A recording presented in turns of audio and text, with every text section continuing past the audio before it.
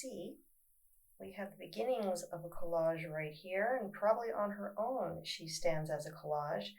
I already have a name for it, balancing act.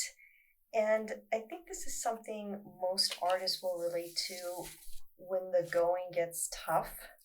We just want to create, and I'm kind of in a space like that right now. So I'm thinking of doing something kind of a temporary self-portrait, if you will.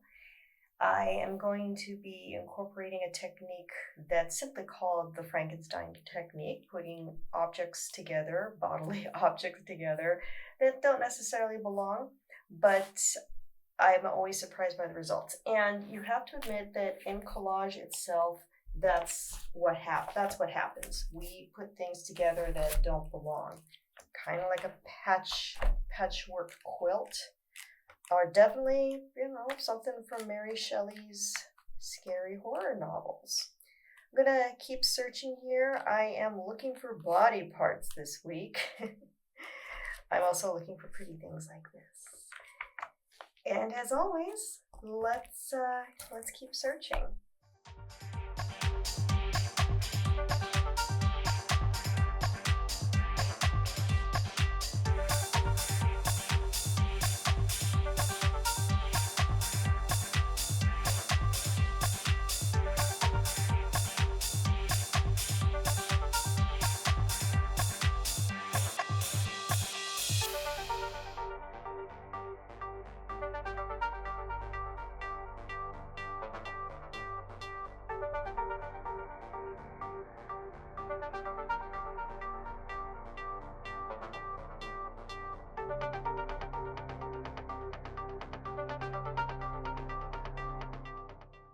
See another theme coming up with this collage because I found that I grabbed some serpent imagery, and I used serpents in a collage I did recently. I'm not sure if it is one that you've seen.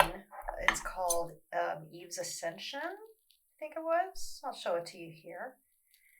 I liked that one a lot. I think I did it maybe less than a week ago. The way my videos are posted, this video that you're watching now wasn't necessarily made a week ago. So I've lost track, but I'll show you the video. I'll show you the image from the video. Snakes. So snakes are making an appearance in the work, and I don't know if I'll keep them for sure. I like this, maybe as a background. Not certain yet. But I'm gonna keep doing some more cutting, finding some nice little images that I'm just gonna hold off to the side. You never know where they'll end up. But I like the Frankenstein quality of this. That's what I'm going for, because frankly, that's how I'm feeling.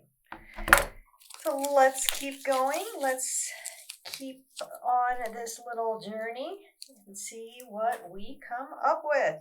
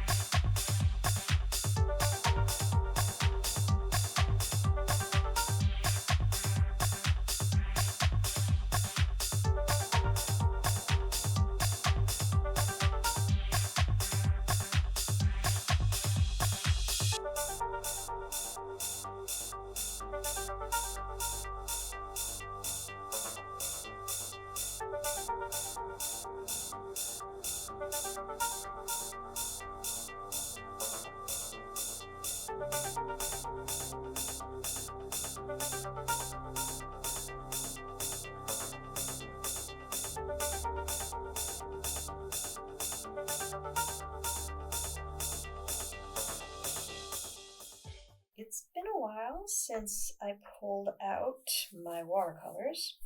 I don't really consider myself a painter, but once upon a time I did work with this medium. I enjoy it. It's very soothing, and like collage, it will take on a life of its own. You don't really have a lot of control over what the paint, the water, even the paper will accomplish for you. And I wanted to play with backgrounds a little bit, maybe creating my own here, which is obviously the case. Using a little bit of this yellow, it's really nice and lemony. I'd like something more of an ochre, more earthen for this collage. So this is the base, and then I grabbed some of this, I guess like a sienna brown, and just a touch of blue, just a bit, to actually create almost a green, a nice greenish quality.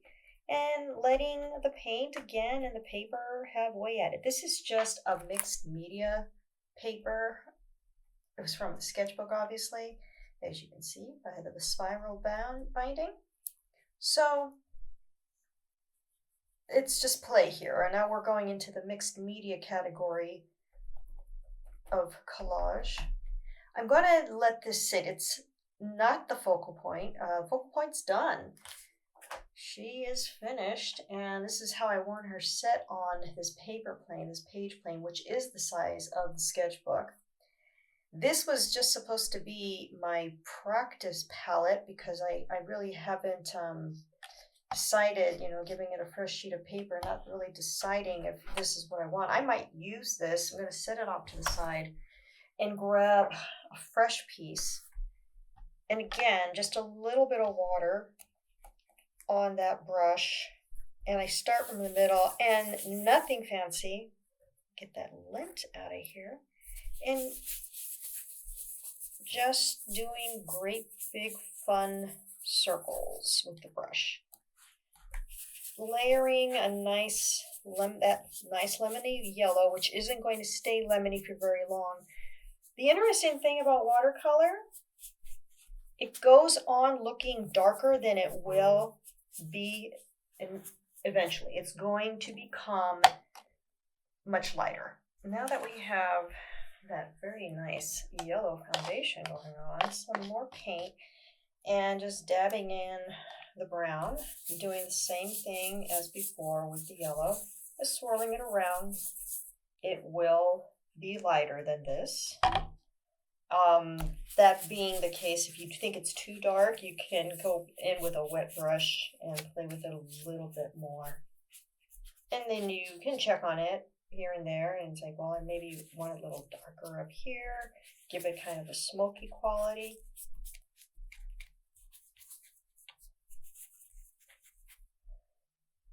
Just add a bit more brown here and there into the corners. Because the tone of my collage has a lot of gold and flesh tones, I do want some contrast with this background. Now, by no means, again, am I an expert on watercolor, but I do like it, and it is something a bit more unique than my plain pastel backgrounds I use in Photoshop. Nothing wrong with that. Hey, in the end, I may tell you this didn't work, and I'm going to go with that. But we'll play a little bit today. So you can see, you can add texture by using that brush. I'm sure a lot of you guys are familiar with all the extraordinary things you can do with watercolor. I have also in the past used plastic wrap and salt to achieve different effects. The translucency that you get with watercolor cannot be underestimated. So go for it, play with it. If you never have, just grab one of these cheapy little kid type watercolor collections and see where it goes. If there's no harm in it, it's not super inexpensive, but it's certainly not that expensive. So I'm actually going to grab some of my trusty wax paper, crumble it up, and start with this. So this adds an effect also. That can be nice. Or, you know, maybe it's like, oh gosh, maybe you don't care for it, then you can always come back in with the brush and do with it as you need to. I do love using salt. And it's not just like your regular table salt, you would actually use a coarse salt. I don't have any, maybe that'll be for another video. I think I did one a couple years ago on the channel showing that technique, and that was before I started chatting with y'all during the videos. I was a little shy back then, believe it or not. Okay. I'm actually okay with the way this is coming out. So I might allow it to dry, return to it in just a little bit. That's the nice thing also about watercolor. You get the opportunity to work on it faster because it dries quickly. It's, after all, just water. So let's see how this will turn out. This was, again, mixed media, a mixed media sketchbook. And it's not like super high quality watercolor. It's just a sketchbook where you can experiment. Thank goodness, we love to experiment. So it's allowing me to do that, and I can see what's going to come with it. Here was my first one that I did in Timelapse. I think I'm liking the darker one, but we have both. We can play with them and experiment with them, which one will fit our collage better, the one today. I was going to do the watercolor background first and then decided, no, you know what, I'm going to build the collage first, and that way I can make a decision afterwards what colors I want to use for the background. So this one, that doesn't look too bad. This is very light. When this is still wet, so it looks darker, then it will dry out to be. Maybe. I don't know. We'll see. I'll let you know in a second.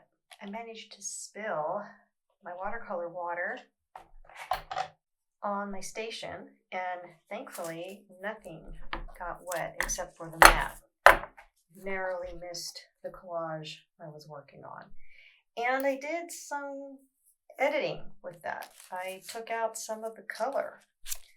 I really loved the little baubles and painting I had in the background, but I didn't care for it because it felt too busy. I will keep those for another collage. It was, this was under the eye, if you remember, and this was on the head, and I just felt it was too much. Love them both. This got kind of thrashed because of the double-sided tape I used. This I think I can salvage for another collage. So we have the completed piece, and it's ready to go on this watercolor background. What I wanted to do was have the snake like this, something like that. And remember, I wanted to call it Balancing Act. I think I still do. I think that'll still be a good name for it. I'm just going to take this image and fold it right here and then make a cut, and that's where I'll put my tape. I just need to get a little bit more tape. This is some really this tape was sitting on the edge of my table, which is what I normally do, but it's been there for a minute. It's been holding other pieces of tape for me from one long piece. There we go. And same with the arm. Or like I can, well, yeah, exactly. With the arm, I can also fold it over, and then it looks, well, like it belongs there. So this is the back of the watercolor. And here we have it. That's what it looks like. Definitely reflects the way I've been feeling this past week. I wanted to add this, but I feel it's a little too much. I just feel that right now. Just might be too much. So I'm also going to add some lovely double-sided tape to the back of the main focal point, and I'll probably put some on the hand too. Just press it down lightly. And that should be it. Okay. I know we got some space here. I could probably put something there if I wanted to, or when we get into Photoshop, we can crop more. That's what I was thinking. I just think it's too much. So we'll leave it alone. Sometimes you know, that we have the horror vacui with fear of open space. So, you know, it's not anything I need to put there right now. It doesn't have to be. Yeah, okay. I mean, I could even put like some, I don't know, if I want to journal or something like that. I'm gonna probably get back into my sketchbook / journaling mode. Maybe I'll do that to fill in the space, but you don't really have to. I think it works okay on its own. So that's gonna be it. I appreciate you spending your time with me watching this collage progress and joining me on the journey. And I will see you in the next video.